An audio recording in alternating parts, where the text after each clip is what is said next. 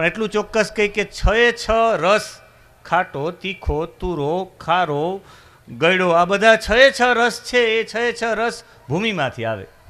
દરેક ભૂમિમાં એક પ્રકારનો રસ હોય. તમે કાલે અનુભવ કરજો. અહીંની બાલકૃષ્ણ સંકુલની માટી હાથમાં લેજો, એમાં જલ પધરાવજો અને આ માટીની સુગંધ લેજો. આ ધરતીની જ્યાં એટલા બધા બાળકો રોજ માટે પોતાના ચરણો પધરાવે છે, આ માટીની સુગંધ લેજો. અહીંયાથી બહાર છે, કોઈ બહારની ભૂમિ છે, એની પણ સુગંધ લેજો. આ બંનેની સુગંધમાં ફરક એ હશે, અહીંની માટીને ભીની કરશો તો અહીંની માટીની સુગંધમાંથી મીઠી સુગંધ આવશે. આ નિર્દોષતાની નિશાની છે. આ બાળકો નિર્દોષ છે ને જ્યાં નિર્દોષ વ્યક્તિ રહેતા હોય ત્યાંની ભૂમિની અંદર તમને ગળાશ જેવી સુગંધ આવે. આ 6 રસની વિશેષતા છે. કોઈ મહાપુરુષના જ્યાં કોઈ સાધક હોય, પૂજ્ય કાશ્મીરી બાપુના આશ્રમમાં તમે માટી લ્યો, માટીમાં જલ પધરાવો અને સુગંધ લ્યો તો ત્યાંની માટી તમને મીઠી લાગે, તમને એની સુગંધ મીઠી લાગે. ક્યાંયની માટીની સુગંધ તમને કડવી લાગે. આમ સુગંધ લેવાની સાથે ખ્યાલ આવી જાય આ એ ભૂમિ છે જ્યાં નિર્દોષ બાળકોએ પોતાના ચરણો પધરાવી અને અહીંની ભૂમિને મીઠી કરી છે. એવી મીઠી ભૂમિને હું વંદન કરું છું. આજે આ વાર્ષિક ઉત્સવ કલરવ એમનું નામ આપવામાં આવ્યું છે. અને વાર્ષિક ઉત્સવમાં તો બાળકોની જે પ્રતિક્રિયા હોય એમને પ્રોત્સાહન આપવા માટે જ આપણે બધા લોકો એકત્રિત થયા છે. એની વચ્ચે મારે કંઈ બોલવું એ હિતાવહ નથી, પણ મને 2 વાતો યાદ આવે છે, એટલે 2 વાતો હું ચોક્કસ કરીશ. એવા માટે એક કે બાળકોને જો ભગવાનનું સ્વરૂપ માનતા હોય તો મને એવું થાય કે હું બાળકોની સામે ઊભા રહીને 2 શબ્દો બોલું, કારણ કે મારી સામે ભગવત સ્વરૂપ બાળકો બેસેલા છે. એક સૌથી પ્રથમ એક વાત કરીશ કે જે વાત તમને ને મને હૃદય સુધી સ્પર્શી જાય. આ જેટલા પણ અહીંયા બાળકો છે, આ બાળકોએ અહીંયા જે રજૂ કર્યું, મારે યાદ કરવું પડશે. ઓક્સફોર્ડ યુનિવર્સિટીમાં ડિલાવર નામની પ્રયોગશાળા છે. આ પ્રયોગશાળામાં નક્કી કરવામાં આવ્યું કે સૌથી વધારે શ્વેત કણો શેમાં વધે છે. તો નક્કી કરવામાં આવ્યું કે માણસ જ્યારે સૌથી વધારે પ્રસન્ન થાય ત્યારે એના શરીરમાં અડધો કલાકમાં 1500 શ્વેત કણો તત્કાલ વધી જાય. અને માણસ સૌથી વધારે પ્રસન્ન ક્યારે થાય? જ્યારે કોઈ એના માટે તાલી વગાડે ત્યારે માણસ સૌથી વધારે પ્રસન્ન થાય. તમે અત્યારે મારા માટે થોડીક તાલી વગાડશો. આ બાળકભાઈ છૂટા પડી ગયા છે, ઉપર આવે. શું નામ છે?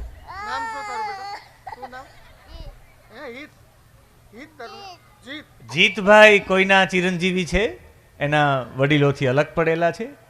તો જીતભાઈ માટે એના મમ્મી, જીતભાઈ માટે એના ભાઈ, જીતભાઈ માટે એના બેન કોઈ હોય, એકવાર જીતભાઈ માટે પણ તાલી વગાડી દો. એ ભૂલા પડ્યા તો સ્ટેજ સુધી પહોંચી શક્યા ને. ક્યારેક ભૂલું પડવામાં આનંદ છે. હા, ભૂલા પડે એને ભગવાન મળે.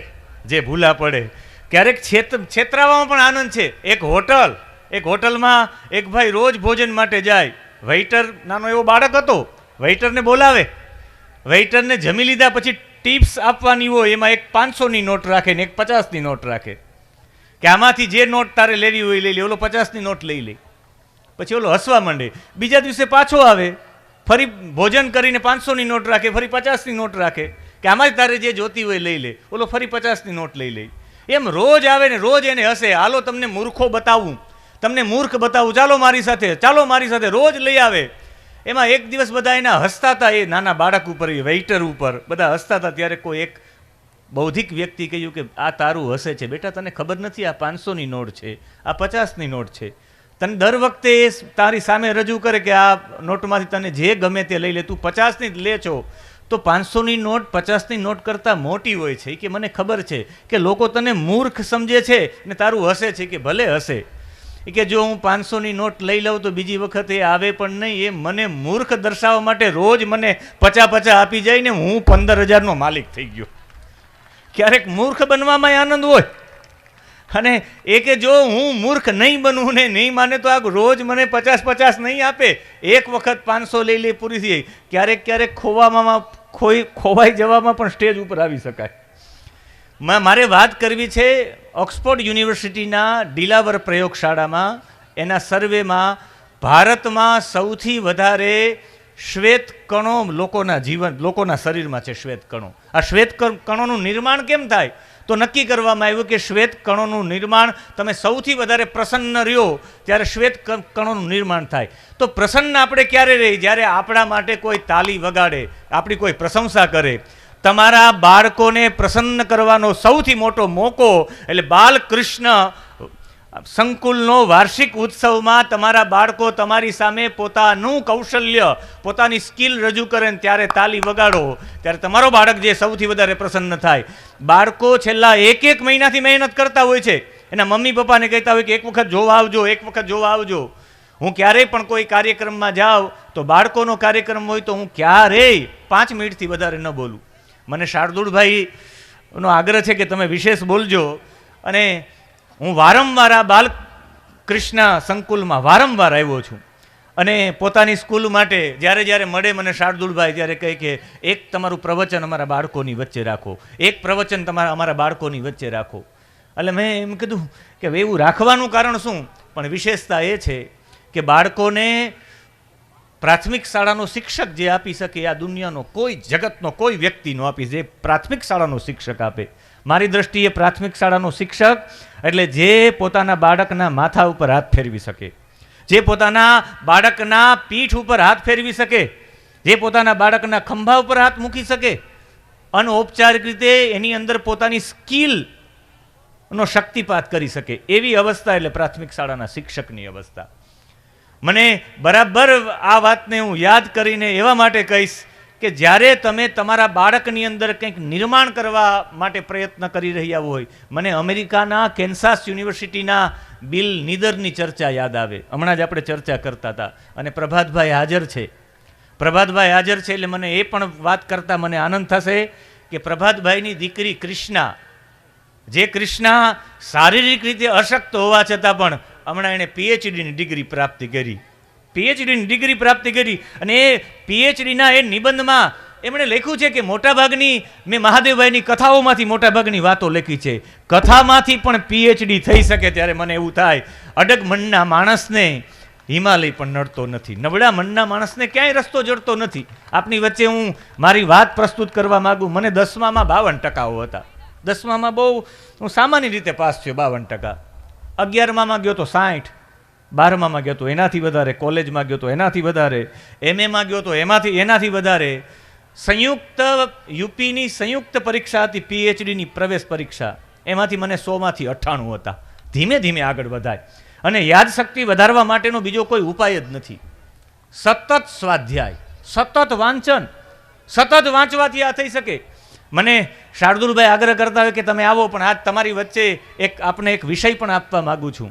આમાં જેટલા લોકો જ્યાં બેસેલા છે ત્યાંથી લઈ અહીંયાથી લઈ બધાની 10 સંખ્યાથી લઈને 99 સંખ્યા સુધી, 10 સંખ્યાથી લઈને 99 સંખ્યા સુધી કોઈ પણ સંખ્યા તમારે એક સાથે 10 લખવાની. જેવી રીતે 18 છે તો 18, 19, 20, 21, 22, 23, 24, 25, 26 અને 27 એમ તમે ટોટલ કરો ત્યાં હું કહી દઉં કે 255 એનો ટોટલ છે. ખાલી હજી તમે સંખ્યા લખો ત્યાં અંક ગણિત. જેવી રીતે તમે સંખ્યા લખો 37 તો 37, 38, 39, 40, 41, 42 હજી તમે ટોટલ કરો, હું કહી દઉં કે 415 એનો ટોટલ છે. તમે કરી શકો. મોબાઈલવાળા મોબાઈલ કાઢે એમનો કોઈ પણ સંખ્યા અહીંયાથી નક્કી કરો. હું અહીંયાથી બોલું એમ નહીં, આપને કહું છું. આપ ત્યાંથી સંખ્યા લખો 74, 75, 76, 77, 78 તમે લખો. 785 નો ટોટલ હશે. કરો કોઈ મોબાઈલમાં 74, 75, 76, 77, 78, 79, 80, 81, 82 અને 83 ટોટલ કરો. આનો ટોટલ તો હજુ તમે તમારા મોબાઈલમાં કરતા હશો તો હું કહી દઈશ 785 એનો ટોટલ છે. આનો મતલબ છે અંક ગણિતમાં તમે કોઈ પણ સંખ્યાની 5મી સંખ્યાની પાછળ 5 લગાડો એનો ટોટલ હશે. 16 કરો તો 16, 17, 18, 19 અને 20. 5મી સંખ્યા 20 છે તો એની પાછળ 5 લગાડી દો, 205 એનો ટોટલ હશે. આ છે અંક ગણિત. આવું અંક ગણિતનું નોલેજ ફક્ત ને ફક્ત બાલકૃષ્ણ સંસ્થામાં જ થઈ શકે. એવા જાગૃત મને આવા બધી બાબતોના વિષય માટે શાર્દુલભાઈ આગ્રહ કરતા હોય કે તમે આ કાર્યક્રમમાં આવો, આવા બધા કાર્યક્રમોમાં તમે ઉપસ્થિત રહ્યો. મારે વિશેષ ચર્ચા નથી કરવી પણ હું એટલું ચોક્કસ કહીશ, શ્વેત કણો છે એ તમે પ્રસન્ન રહો તો જ થઈ શકે. એટલે આપણી સંસ્કૃતિમાં વારંવાર 2 માસે તહેવારો આપવામાં આવ્યો, તમે પ્રસન્ન રહો. અને સૌથી મોટું પ્રસન્ન માટે એક છેલ્લી મારી વાત કરી મારી વાણીને વિરામ આપું. અમરીશભાઈની પણ હાજરી છે અને અમારે જેબીભાઈનો આગ્રહ હોય એટલે મારે ગમે ત્યાંથી ગમે તેમ થઈને પહોંચવું પડે. આ કૃષ્ણ બાલપણનો જ કૃષ્ણ સૌથી સારો લાગે. મને કોઈ કહે કે યોગેશ્વર કૃષ્ણ ગીતાનો ઉપદેશ કરતા હોય ત્યારે કૃષ્ણ કેવો સારો લાગે, મને કહેવાની ઈચ્છા થાય એનાથી પણ જે બાળપણમાં કૃષ્ણ હોય એના માટે કંઈ કરવાની જરૂરિયાત નથી. માથા ઉપર કોઈ પણ બાળકને મોરપીંછ લગાડી દો ને હાથમાં વાંસળી આપી દો એટલે એ કૃષ્ણ બની જાય. લાંબી કોઈ વિગત કરવાની જરૂર નથી. એને ગીતાના જ્ઞાનની જરૂર નથી, એને કોઈ પોશાક પહેરાવવાની જરૂર નથી. નિર્વસ્ત્ર પણ નાનું એવું બાળક હોય, માથા ઉપર મોરપીંછ લગાડી દો ને હાથમાં તમે વાંસળી આપી દો, તમને આજે પણ એમાં કાનો જ દેખાય. એ ભલે નહીં ગમે કાળો હોય ગોરો હોય, એવી બાલકૃષ્ણ આ સંસ્થા. અને એ સંસ્થામાં છેલ્લે બિલ નીધર નામનો અમેરિકામાં કેન્સાસ યુનિવર્સિટીમાં ફૂટબોલની હમણાં લોકોને ઇનામો આપવામાં આવ્યા. ફૂટબોલમાં જે નંબર લઈને આવ્યા છે એના, વોલીબોલમાં હતા એમને, વોલીબોલના વિદ્યાર્થીઓના ફૂટબોલનો સૌથી મોટો એ કિક મારે બિલ નીધર, તો એની કિકને કોઈ રોકી ન શકે. છેલ્લે ફાઇનલમાં એ હતો ને અંતે એ ફાઇનલમાં ચયન કરવામાં એ રમવા માંગ્યો ને કિક મારવા ગયો ને નીચો પડી ગયો, પગ ભાંગી ગયો. પછી તો એના ઘણા બધા ટાંકાઓ આવ્યા, ફ્રેક્ચર થઈ ગયા. હવે તું કોઈ દિવસ ફૂટબોલ રમી શકીશ નહીં એવું કહી દેવામાં આવ્યું. પણ એને હિંમત ન હારી. એ ઘરે એકલો રમતગમતનો જીવ. અને હમણાં જ સ્પોર્ટના શિક્ષક અહીંયાથી બધી ચર્ચા કરતા હતા કે એટલા નંબર લીધા. હું પણ કબડ્ડીમાં રાજ્ય કક્ષાએ રમી આવ્યો છું. હા, કબડ્ડીમાં આજે પણ મારા ગામમાં 7મ 8મના ઉત્સવમાં કબડ્ડીમાં મારું નામ હોય, મારી એક ટીમ હોય. અને કબડ્ડી રમવાનો મને શોખ, પણ છાપા મારવાથી લઈને બધા કૌશલ્યો હજુ પણ મને યાદ છે. 8મા ધોરણમાં હું ભણેલો હતો ત્યારથી. એ બિલ નીધરને કહ્યું કે હવે તું રમતગમતનો જીવ હતો, કરે શું? તો એક દિવસ બધા નાના બાળકો શેરીમાં રમતા હતા, એને પણ રમવાની ઈચ્છા થઈ. બહાર નીકળ્યો, એક પગે ચાલી નહોતો શકતો. એણે હાથમાં એક પથ્થર લઈ અને આમ પથ્થર ફેંકો. ઓલા બધા નાના બાળકોએ, શેરીના લોકોએ તાલી પાડી. એને વિચાર આવ્યો કે મારો પગ કામ નથી કરતો, હાથ તો કામ કરે ને. એ પથ્થર ફેંકતા ફેંકતા ગોળા ફેંકમાં એમણે આ અમેરિકા જેવા દેશને, અમેરિકા દેશની આ ચર્ચા, અમેરિકા દેશના લોકોને 2 સ્વર્ણ પદક અપાવ્યા. એ વ્યક્તિએ જે પગથી કામ નહોતો કરતો બિલ નીધર, ગામના આજુબાજુના લોકોએ ખાલી તાલી પાડીને તો એ ઓલિમ્પિકમાં જઈને 2 સ્વર્ણ પદક લઈ આવ્યો. તમારી તાલી તમારા બાળકને ઓલિમ્પિક સુધી લઈ જાય. એક વખત તમારા બાળકો માટે તમે તાલી પાડી દો. અને આવા કાર્યક્રમો જબરદસ્ત થવા જ જોઈએ. બાળકોને પ્રોત્સાહન આપવા માટે સૌથી મોટો મોકો છે. એક વખત હું 6ઠા ધોરણમાં ભણતો, મને 6ઠા ધોરણમાં ઊભો કરવામાં આવ્યો કે તમારે બોલવાનું છે ગીત. અને ગીત માટે ઊભા કરવામાં આવ્યા ત્યારે મારા પગ ધ્રુજતા હતા કે મારે કેમ બોલવું. નભ પ્રતિઘોષ કરેગા જલથલ નભ પ્રતિઘોષ કરેગા એવું ગીત હતું.